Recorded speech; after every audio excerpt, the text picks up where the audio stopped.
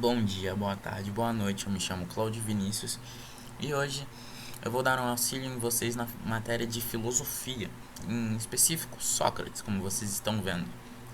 Na videoaula passada eu falei um pouco sobre os filósofos da natureza, agora eu vou falar sobre Sócrates e como a filosofia dele se diverge. Enquanto Sócrates procurava uma filosofia mais do ser humano, sobre a moralidade do ser, sobre o homem, já os filósofos da natureza procuravam algo mais em relação à natureza em si, como o próprio nome diz, sobre a origem do universo, sobre o cosmos.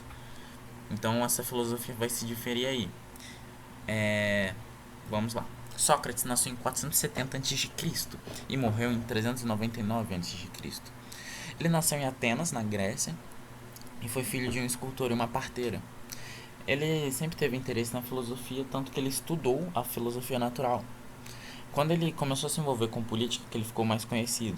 Ele também era muito conhecido pelos cidadãos de Atenas por ficar andando por Atenas, dando conhecimento aos jovens, aos jovens que os seguiam, seus seguidores. E por isso que na sua morte, que eu vou falar ao final, ele foi acusado por corromper a juventude.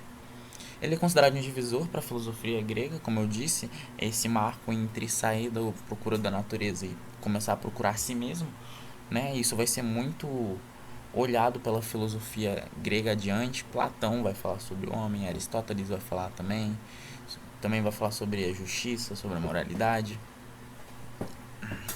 Ele buscava respostas relacionadas à justiça, muito disso se vem porque ele trabalhou na política, né? Então ele sabia bastante sobre justiça, sobre o injusto ou o justo.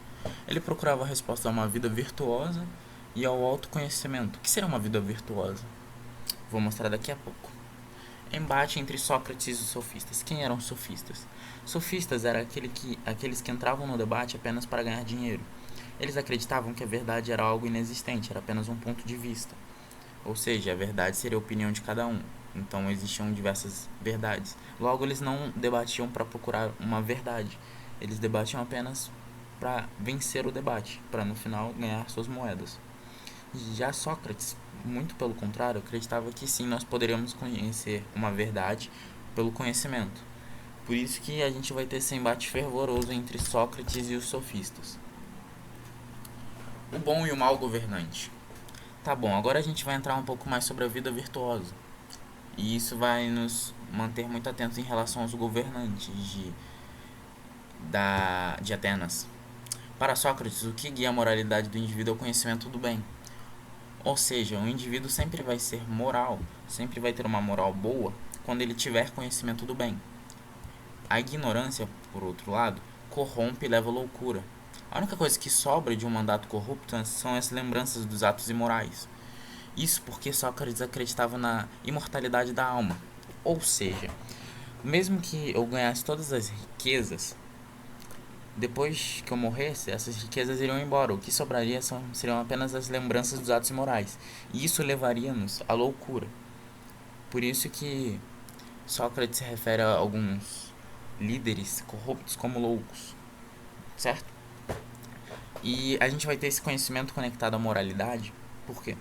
Porque quando a gente conhece o bem e o mal, a gente sabe o que fazer, o que é justo, o que é injusto.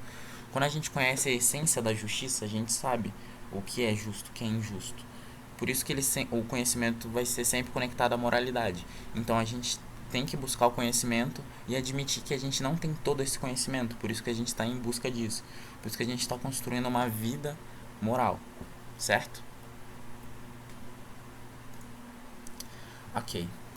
Uma das ferramentas que ele usa para os debates é o raciocínio indutivo, que seria basicamente: nós buscamos um exemplo do nosso ponto de análise, nós questionamos qual ponto em comum esses exemplos têm.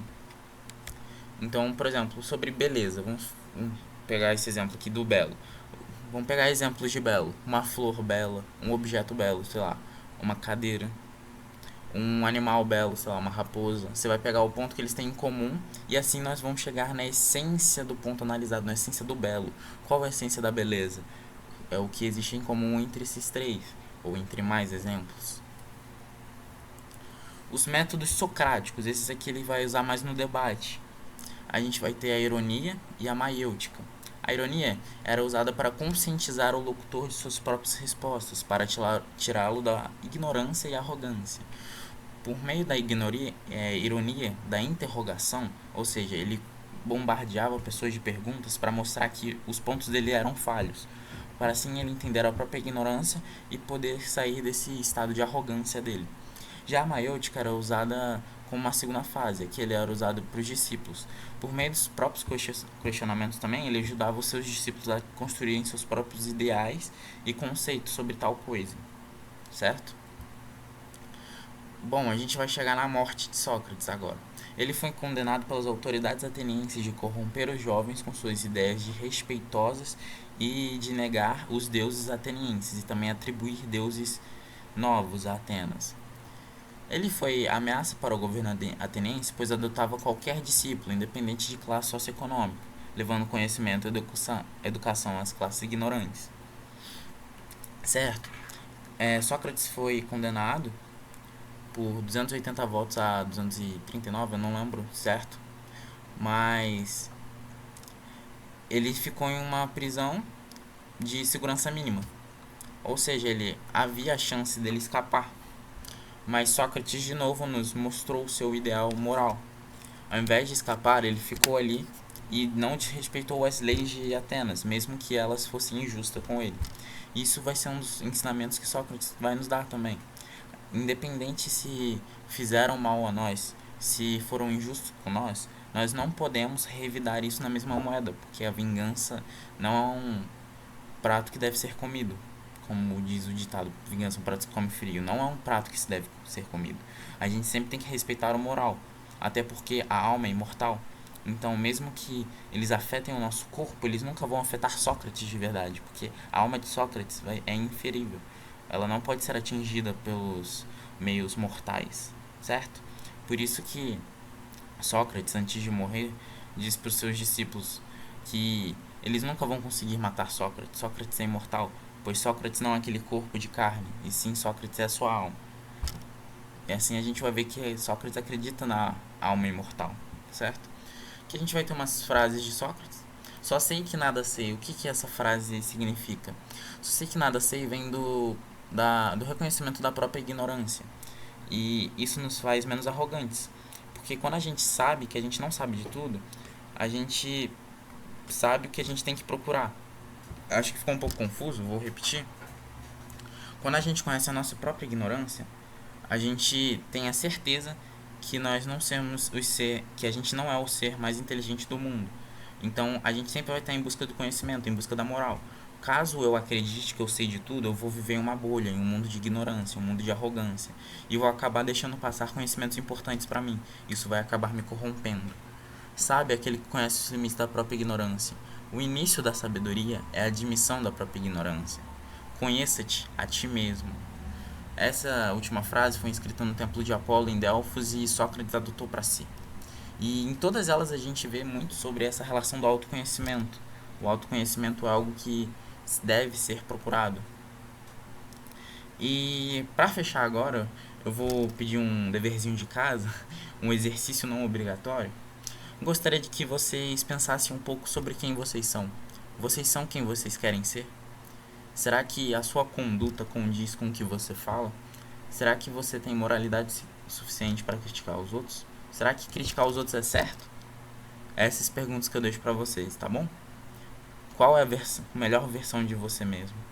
Procure se conhecer. É um bom exercício.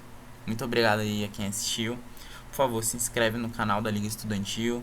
Entra lá no Instagram para dar uma força pra gente. A gente tá sempre aqui se esforçando para conseguir dar o melhor conhecimento para vocês.